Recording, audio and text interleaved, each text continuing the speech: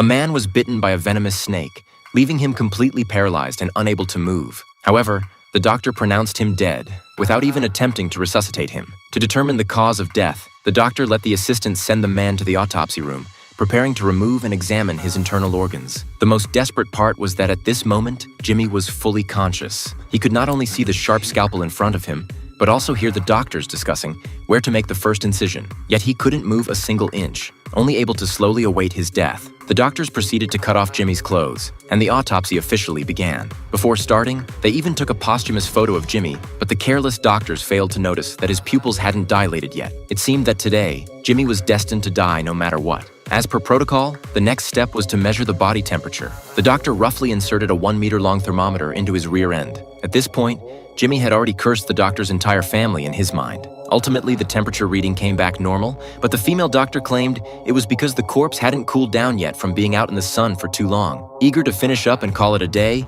they skipped the step of examining external injuries. Unexpectedly, they handed the first incision to a rookie intern. It was his first time wielding the scalpel, and he was both nervous and excited. However, his teacher stopped him and kicked him out of the autopsy room because starting from the forehead was considered taboo. In the end, they still needed the help of the experienced female doctor. The woman prepared to make an incision in the chest to precisely remove the heart. Little did they know, the seemingly useless intern ended up saving Jimmy. While sorting through Jimmy's belongings, a venomous snake crawled out of a golf bag and bit his colleague. The doctors rushed to treat the victim and discovered that the man wasn't actually dead, but in a state of apparent death due to snake venom. That's when the intern remembered Jimmy on the autopsy table, exhibiting nearly identical symptoms to his colleague. He dashed back to the autopsy room where, fortunately, the two doctors were still intently examining Jimmy's lower body organs. The intern arrived and explained the situation.